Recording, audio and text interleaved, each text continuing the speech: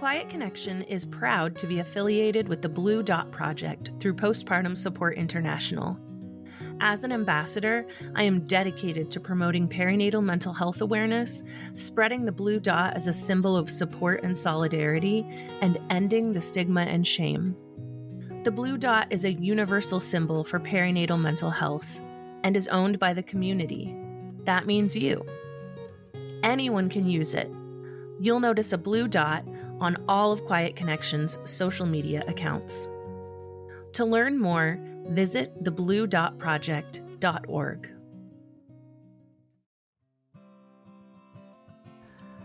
Welcome to Quiet Connection, a podcast dedicated to ending the stigma around postpartum mental health. I'm Chelsea. Today we're diving into the transformative power of doula support with Kristin from Gold Coast Doulas. From her own birth experiences to building a full spectrum support service for families, Kristin shares how doulas advocate, educate, and empower birthing individuals every step of the way. Whether you're new to the concept of doulas or already a believer, this conversation is here to inform, inspire, and remind you, you don't have to do this alone. Here's Kristin. Hello. Today I'm here with Kristin. Kristin, how are you? I am doing well, Chelsea. A little tired from a flight last night, but doing well.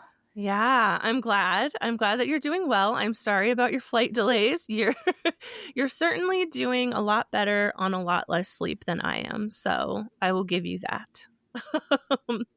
I'm really excited to have you here, Kristin. I could go down the list of things that I admire about you, but I think my listeners would appreciate it more if you would sort of introduce yourself and also who you were before you became a parent. Ooh, so where to begin, Chelsea? At the core, who I am is all about empowering women. From the start of time, I've been a girl's girl and, lifted up my friends, and I helped really, when I was in college, create events and connecting opportunities. I was in a sorority and, held breast cancer awareness events and fundraisers, and really fell in love with, just who we are as a core. I wasn't sure if I would be a parent. I wasn't, one who loved holding babies and imagining being a homemaker. I was very career focused. And I ended up having kids later in life. I did everything from advertising sales to political fundraising and political communications. And when I was pregnant with my daughter later in life, I was advanced maternal age, and I was working on the governor's race. Yeah, so I was high risk status and really had no idea how challenging it was to build a dream birth and baby team until I was in the thick of it myself. And being that I had kids later in life, many of my friends went through it much earlier than me. They had kids in elementary school, high school, and so their advice was outdated. So I started searching on some of the pregnancy sites like Baby Center and, really asked friends. But then I found that their OBs had retired, or the childbirth class they took didn't exist. I didn't know about doulas with my first pregnancy, but ended up switching providers when I felt like I wasn't being fully heard, and found a nurse midwifery group. And there I learned more about my options with out-of-hospital classes, took Lamaze, and, my husband had some hesitation with some of my choices because he had been married before, and they ended up having some, trauma and emergency cesarean. And so for me to want an unmedicated birth was a bit outside of his comfort level. And so, yeah, it it really changed me. The whole process of becoming a mother, not just once, but twice. And I fell in love with advocating for women in that way. With all the choices we make, all the judgment we face about our decisions and how we birth, how we feed our babies, how we parent our babies. So after I was pregnant with my son, I had been doing some breastfeeding advocacy work, helped, create a rally in my community and brought in political leaders I knew.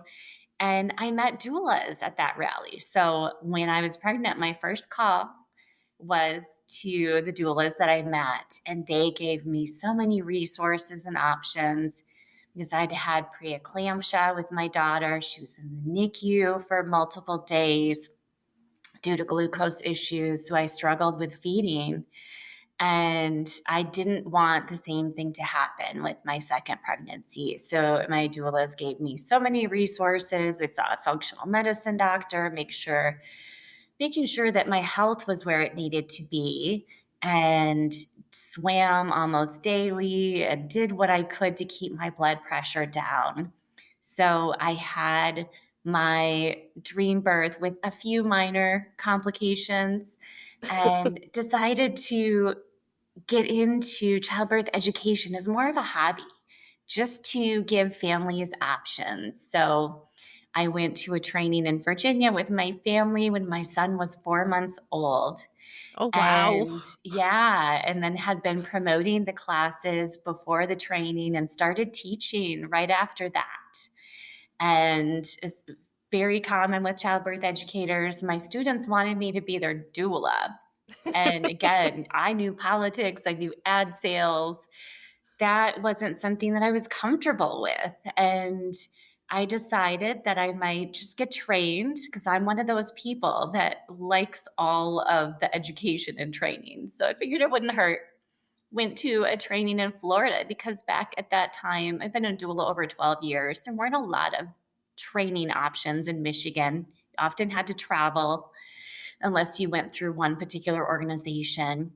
And I really got immersed in supporting women without judgment and being that non medical guide and supporting the partner equally. And so I took a couple of my students on as clients, joined a collective, and with the first birth, all of my fears that happened, I was faced with some of those, and I loved it. And it isn't an easy job being on call and all of the uncertain unknowns in the birth doula role. But it has been so fulfilling and supporting families. I feel like, especially the after birth care that we do as postpartum doulas and newborn care specialists, changes lives and makes families feel like they aren't alone. And in this country, it's like you have your baby and just go for it and don't ask for help because you're weak if you do. But I feel like, even though I love being a birth doula, and feel that role, I have so much reverence for it, but that postnatal time is crucial in so many ways. Mm-hmm. Yeah, that was so much. But so listeners, as you can tell, this is a doula episode. And we love a doula. We love a doula. You, not only did you go through your own like birthing experiences that had their own kind of trauma tied to them, like you said, you kind of like faced your fears, saw an interest, felt a pull, and followed that. And now you are the owner and founder of Gold Coast Doulas. You're doing the thing, which is amazing. Um, you made some pretty big career shifts and changes to going from sales and politics into the whole birth realm. Like, I want to say like that's a huge short. Ugh. a huge difference, but birth can be political, and Yes. especially right now.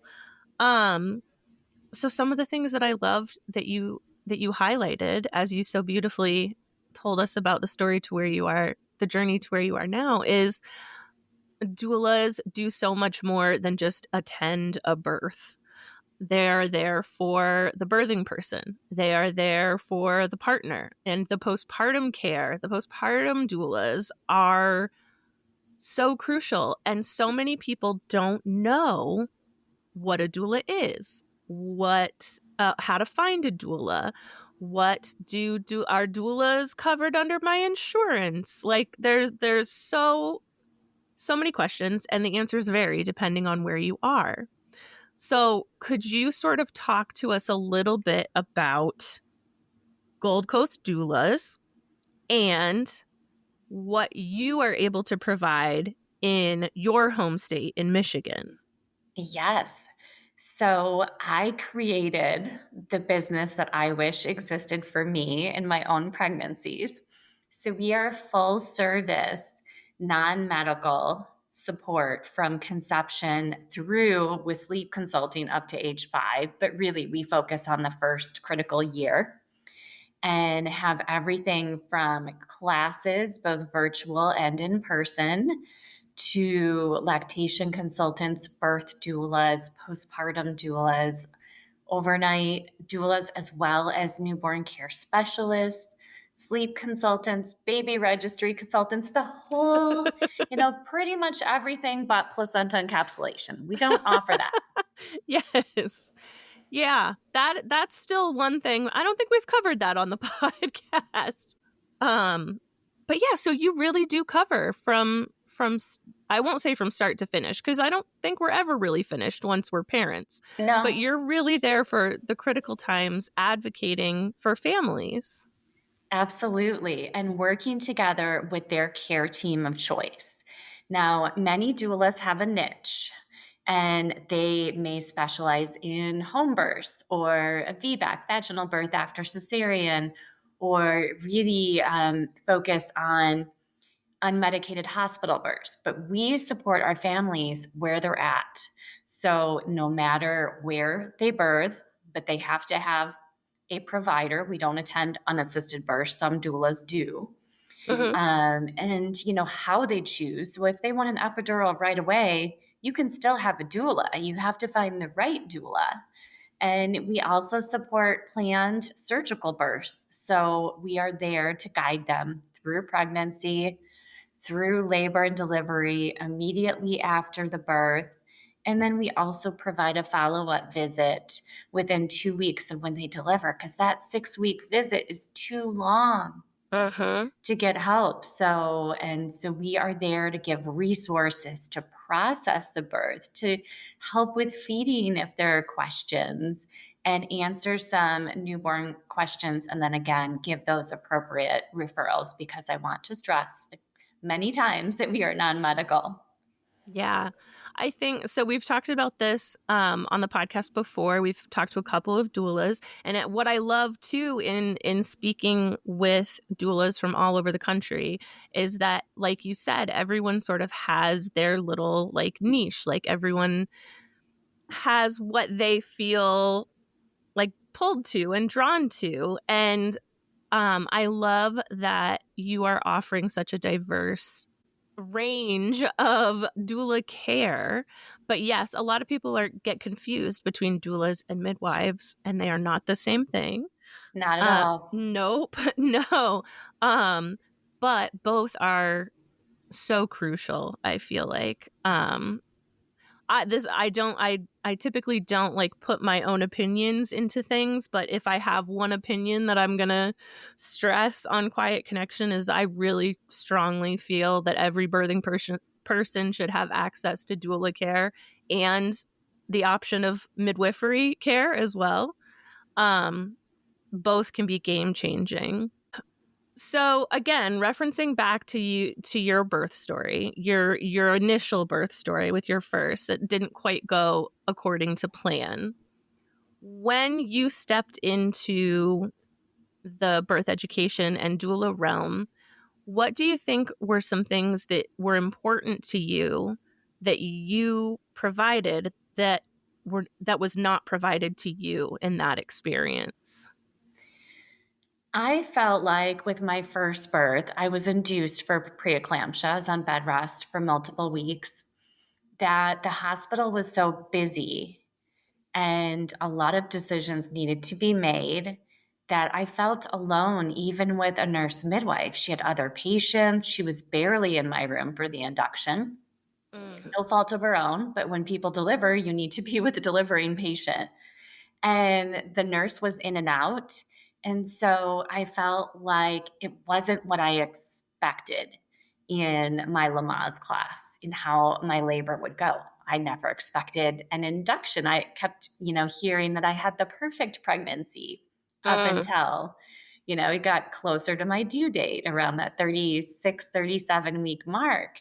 I kept getting more and more signs. And so being a planner, I thought I could read all the books, watch all the documentaries like The Business of Being Born, take a breastfeeding Yes. class, Lamaze class, and that my birth would go exactly the way I planned it. And I would have this glorious skin to skin time and room in with my baby. But that's not what happened. Mhm. Yeah, and that's kind of why we're here, right? Like we do all picture and envision this beautiful birth experience because that's what we're told about. That's what we hear about. But these other experiences are happening and they're happening and they're common. Um and it's okay. It's okay to talk about it. So when you think about your doula work now and when you started like birth education, um, what were the things that are most important to you or were most important to you that you felt like you needed during that time? Yes. So parents not feeling like they're alone, like they have options, that if things are not an emergency, we can slow it down and talk through the risks and benefits and alternatives. So you feel like birth isn't happening to you, like you are making informed decisions, even if your birth doesn't go according to plan. I've always been very intuitive. So, as a birth doula specifically, I'm also a postpartum doula. I go into the birth without any judgment. I don't keep a scorecard anymore like I did as a new doula. I don't feel like I've failed if my client gets an epidural when they said they wanted to avoid any pain medication. I'm there to as like a vessel of support, and I will go along with whatever their plan is. But my goal is to support them, to hear them. I'm great with physical support. Doulas also provide position changes, information if labor stalls, give some tips if baby needs to turn, if they're posterior or transverse, and hip squeezes, counter pressure, and whether a client has an unmedicated birth or an epidural. I do as much physical work with an epidural client as I do with an unmedicated. And then I love working as a team with nurses, midwives, OBs. And if a friend or mother is in the room, and the partner, certainly, and to find what everyone wants their ideal role to be. So some partners are more of the hand holder, and I will encourage them, give them tips. So the connection and memory that a couple has is not of the doula did everything, it's what the partner did and their role, because partners often are hesitant not only by the financial investment of a doula, but also that a doula might replace them. My husband Mm. felt the same thing when I hired doulas. He's like, I didn't do a good enough job with the first. I felt like, but I wanted, like, women have always been supporting women, you know, around the world, across time. It has been our role. Like, doulas were a profession much more recently, but we've always supported women in our communities through labor and early parenting. And so I wanted that type of non-medical support at my birth. And so, regardless of choices, I feel it's important to be there, that consistent presence in the birthing space that a doula provides, and that calmness that we can bring to any scenario is so needed. Yeah. Yeah. The overarching word, like umbrella word that I often use for doulas is just advocate and advocacy. And I truly do wish that I had known about doulas at all when I had my two children. And my youngest is only 2. So even 2 years ago, I had never heard of I joke, actually. The only thing I'd known about doulas was from the TV show Gilmore Girls. Yes. Yes. And they named their baby Doula because they had a doula. Yes, And I love that. yeah, that's all I knew. That's all I knew about. And I'm like, oh, okay, well, that's just like, so it's for people who are, like you said, like people who are having unassisted births. And like, I had no idea. I had no scope of knowledge in that area at all. So, but now I wish I would have known, because what birth doulas and postpartum doulas do is really advocate. You are the advocate when in some of the most vulnerable and life-changing moments in a person's life. You're there to make sure that their needs and their wants are being respected and heard. And that's so powerful. That's so powerful. Absolutely. And it's the work we do prenatally. So our clients are asking questions during pregnancy to their provider. We can give them information and resources. So the doula isn't the one necessarily advocating, but the client is learning how to advocate for themselves, ask the right question. The partner is feeling like they are informed, whether they took a childbirth class or not, even from the prenatal visits with the doula. And again, like I love the word advocate, but sometimes doulas can get into the activist space, or Mm. they have their idea of how birth or parenting should be. And so I sometimes step back a little bit with the advocate term, because some doulas take it to a different level, and it's like against authority or the hospital system. And I find that I've made more progress working within the system and being collaborative than fighting the system. And Mm-hmm. and I feel like there's a place for everything, but in someone's birth space, I am going to be collaborative and help them make informed decisions, but I don't have an agenda going into a birth. I love that. I love that distinction. Um, and I think you're right. I think it's so important, collaboration with the team, while also ensuring that your birthing person is feeling heard and feeling right. Like you said before, like it's not that the act of birth is happening to them. They are an active participant in their birthing experience.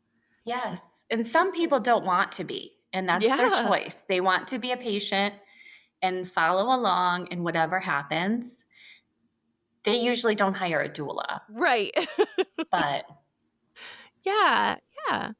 Um, I also, one of the things that I really, really like about how you approach doula work and just the birth realm in general is the judgment-free support. And like you said, um, again, not all doulas are created equal, and it's about finding the right doula, but going in without an agenda of your own, and going in without judgment or a preconceived idea of how you think the birth should go, um, is so validating and so important to the person who is giving birth.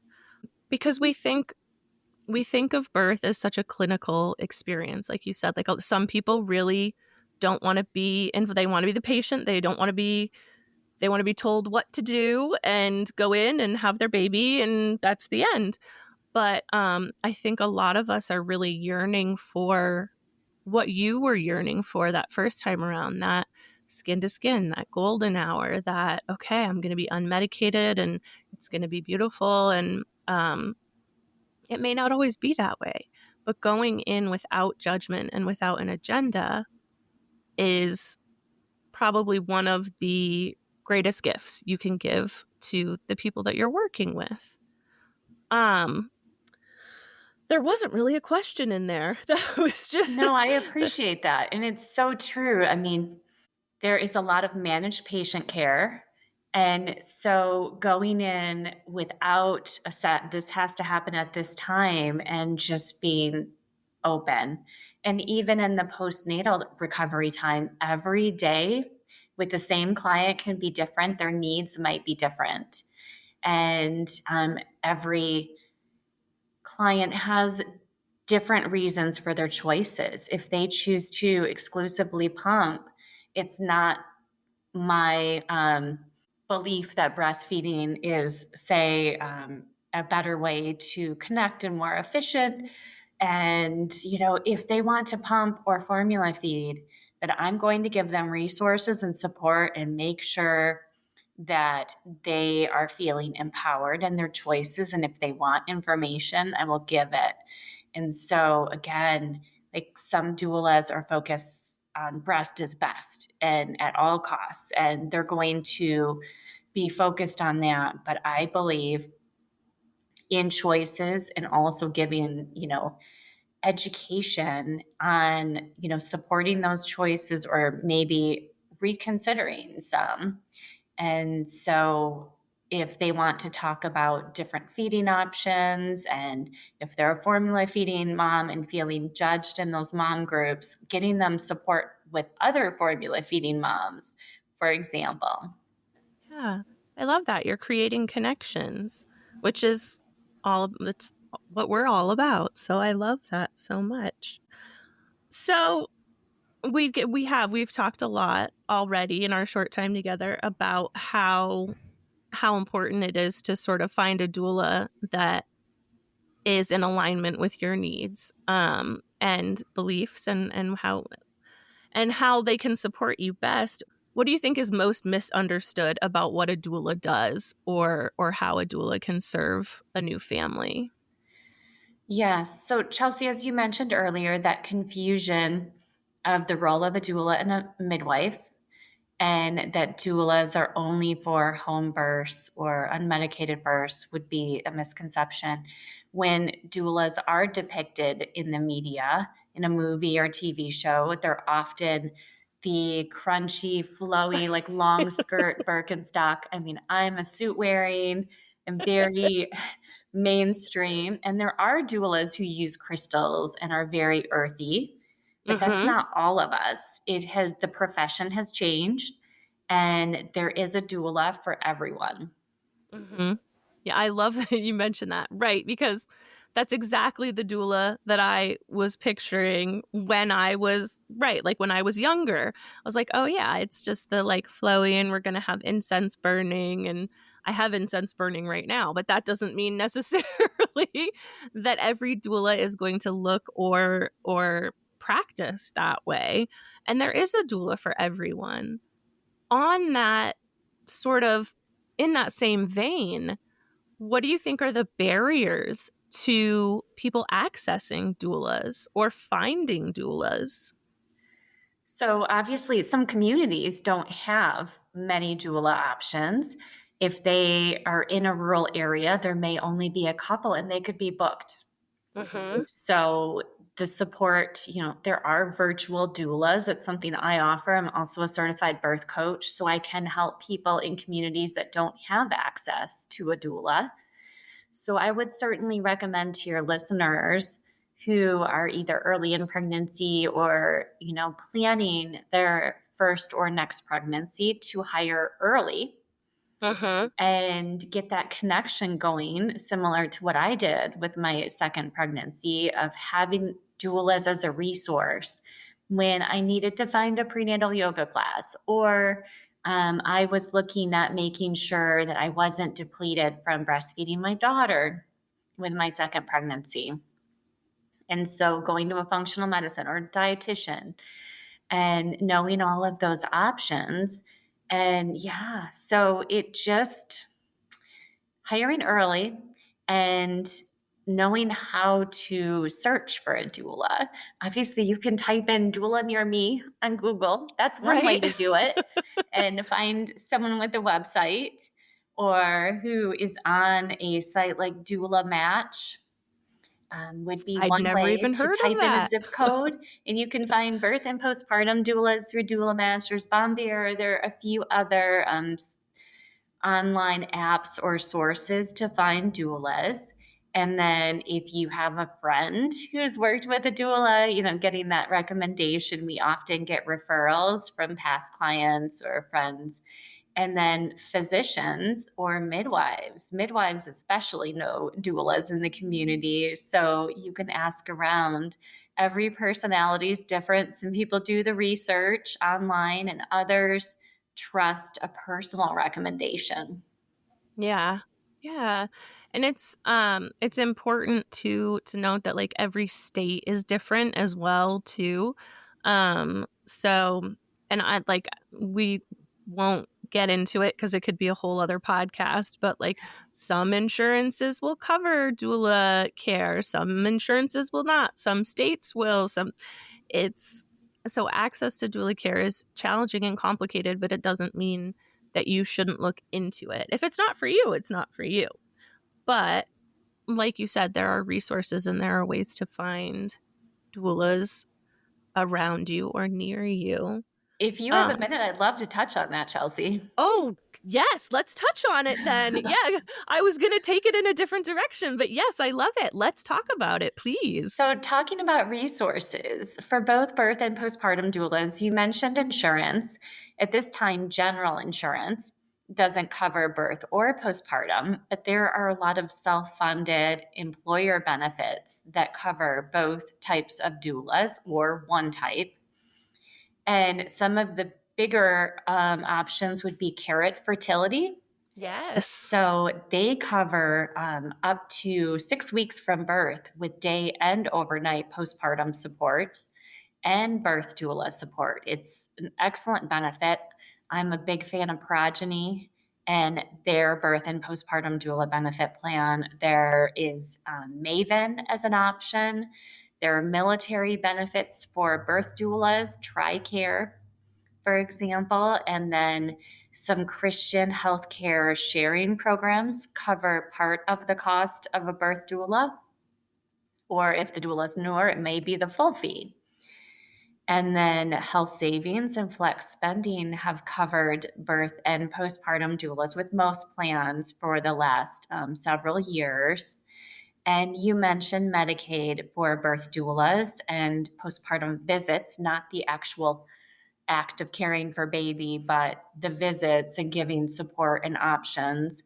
In many states, Michigan being one of them. And so finding a doula who is Medicaid covered for your particular insurance.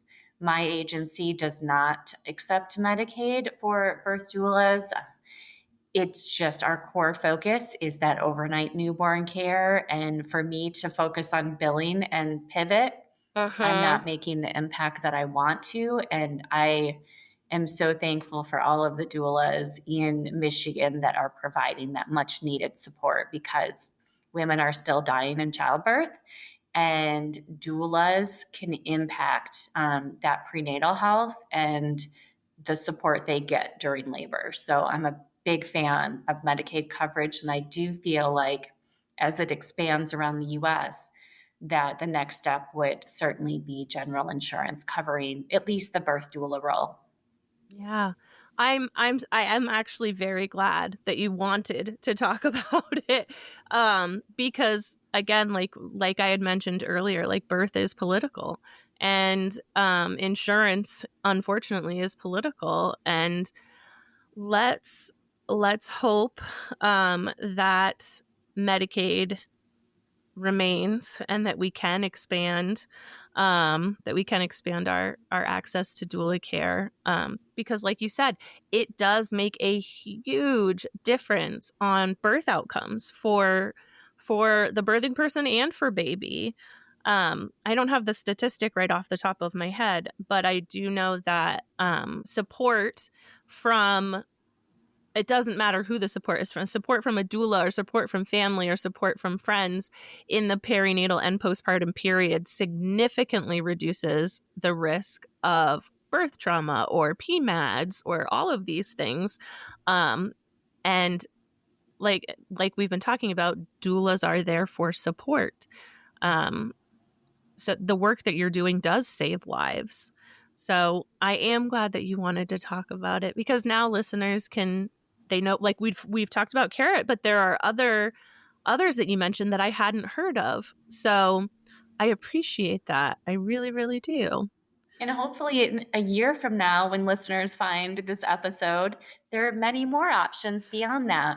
But Yeah. one thing that I am a big fan of as a baby registry consultant is people registering for services like a Yes. postpartum doula, a breastfeeding class, a sleep consultant, even other services like a housekeeping service. If you're Yes. stressed by your house not being, ready for visitors, and a lot of family and friends are coming by, then maybe that's the best thing. Or meal delivery service.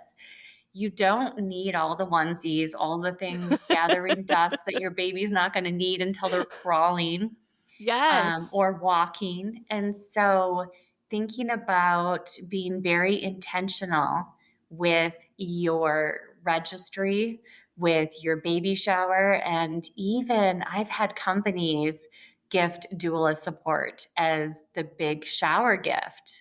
Wow. And so, knowing that the more support they have, the more rest an employee has, the more likely they're going to get back to work and be productive and stay in that job. So, whether the employer is offering doula benefits or they're throwing a shower and gifting postpartum doula support, they are impacting, you know, the their company as a whole by having a well-rested, well-supported employee returning to work. Yes. Yeah. I love that. I mean, in an ideal world, this would just be what we do, right? Like we would just be caring for our moms and our birthing people, and but I love that you're being real about it, and you're giving real resources and real tips, because this is where we're at. And yeah, like there was absolutely nothing on my registry about, like, I would have loved to have had a meal train sort of thing, or a house cleaner, or I'd still love to have a house cleaner, but Same. that's, I would love yeah. it. It's just a constant cycle, but these are real tips that expecting parents can use, and I so appreciate that.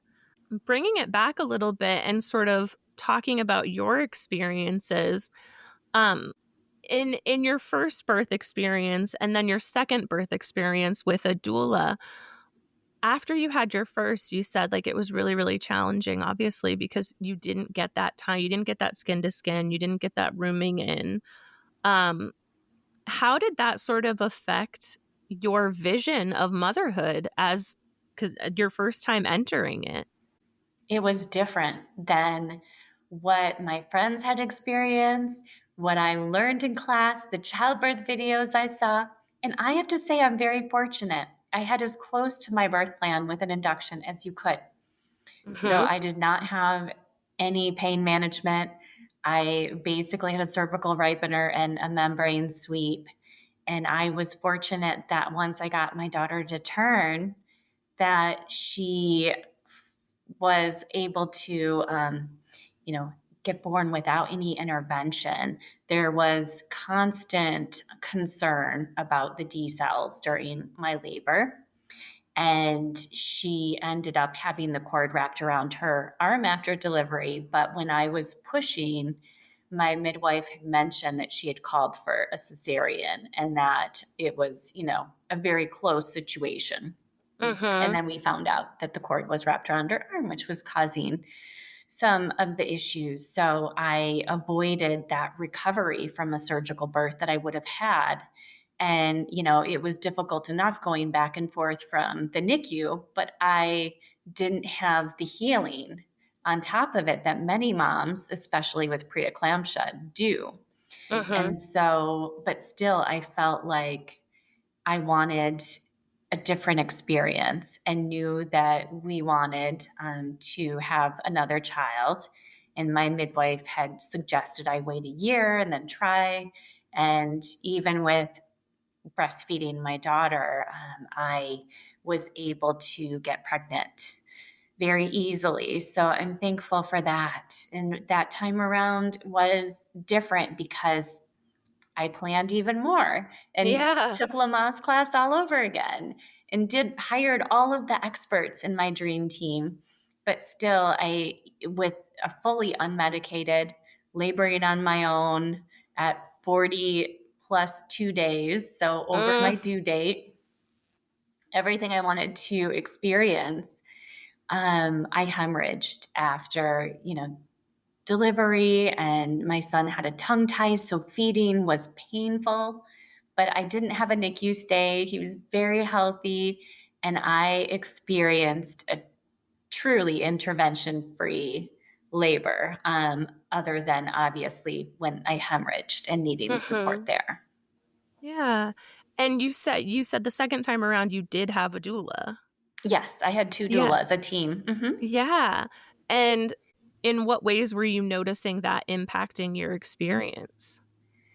They were like best friends throughout my pregnancy. I could text them, and we had prenatal visits. I felt like I was truly supported. And even with my midwife group, I had longer prenatal visits. I felt connected to all of the midwives in the practice. And being that I had preeclampsia before, the OBs were closely monitoring my situation. But yeah, it was a unique experience to have them guide in a way with not only resources, but I would say friendship. And I am there as that cheerleader and support in however my client wants me to be there for them. And for my doulas, I wanted them to cheer me on, and I wanted my husband to be a very integral part in the labor process and that support. But my birth was so quick. Like my doulas barely got to my house and they're like, you need to go to the hospital. And I was in triage longer than my room. My water broke when I got to the room. And the midwives had left the practice. So I had OBs with me actually the last month of my pregnancy. And so it was middle of the day on Halloween, and Oh my gosh. my OB ran in, but the resident was going to catch my son because it was so quick. Like no one expected it to be that quick. I was a 7 in triage and like had my baby in a matter of minutes. Oh my So, gosh. and I think that's part of, like, again, I hemorrhaged after delivery, but yeah, it was to have them there for that skin to skin time and help with breastfeeding and to have their support, even though they weren't with me. Like I can sometimes be with the client, especially with an induction, for days. It Mm-hmm. was a quick birth. They barely did hip squeezes on me, but I still, especially in pregnancy, valued that support. And if I had another child, I would never, even if I never became a doula, I would never do it without a doula. Yeah. That is a common sentiment. Which is again, I truly, truly wish for every parent and new birthing person that they have doula support. I wish I had had doula support. I honestly, truly believe that doulas and midwives could change all of these awful, scary statistics that we see that are real. They're scary, but they're real They are real. about infant and maternal mortality in the U.S. And I'm not saying that that doulas and midwives can wave a magic wand and make it all go away. But I think that the work that you are doing and that midwifery care does is so much more focused on whole wellness, mental and physical wellness for mom and baby. Right. And I just think that it can make all the difference in the world if we had more access. This is an interesting question that just kind of popped into my head, but what do you see any similarities in the work that you were doing, like you said, in politics and with politicians, and the work that you're doing as a doula? Any like overlapping skill areas? Yes. So I was very passionate about getting women to feel confident to run for office without being asked and to raise the money that they need to win. And Mm-hmm. so, again, that I woke up every morning with that drive of women need to be in places of power, and women have unique experiences. And now, as a mother, I believe that moms get things done. We see Yes. a problem and we solve it, and we need more moms in office, not just Yes. women. I 100% agree with you. Moms get things done. I think becoming a mother wakes something up in you, and it's like you're seeing through different lenses. So yeah, moms get things Absolutely. done. And now I'm in that perimenopause state. And so I feel like a different kind of fire in Yeah. my belly. Yeah, it's crazy. But like the motherhood combined with aging fiercely. Mm-hmm. Yeah. So I love I it. love it. Well, it sounds like you've always been about empowerment for women, like from the get-go. You, not only for yourself, but you want to see other women succeed. You want to see other women feel their power. And that's amazing. That's your superpower.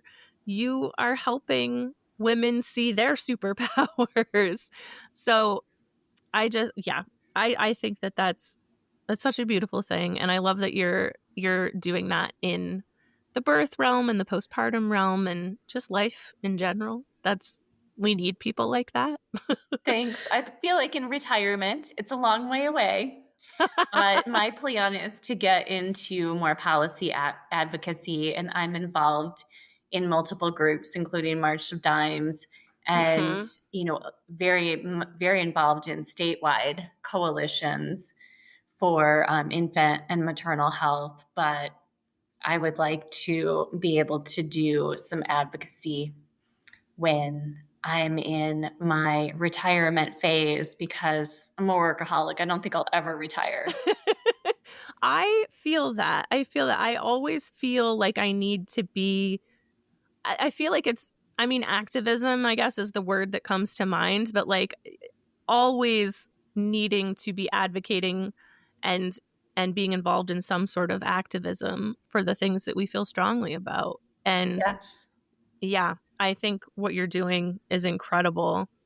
Um to bring us sort of full circle, I think so listeners, I always ask one of two questions, it's getting to the point, it's getting harder and harder to pick the question. It used to be like, okay, I'll get, because I save it to the end so that I can get to know you.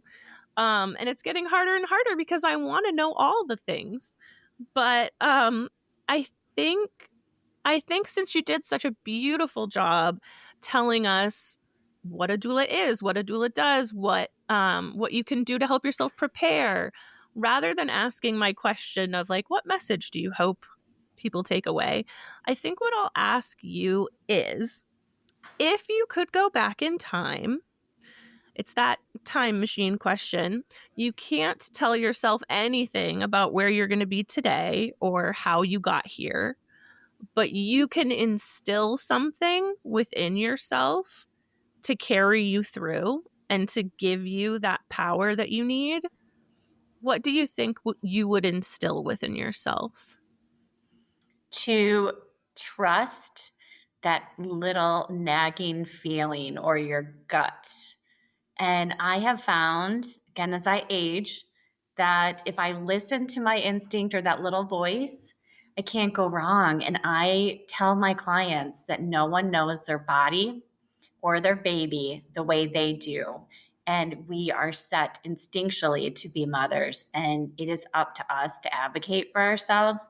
So in my life, even as a planner, am trusting my gut more, and things are going better than asking others for advice or researching.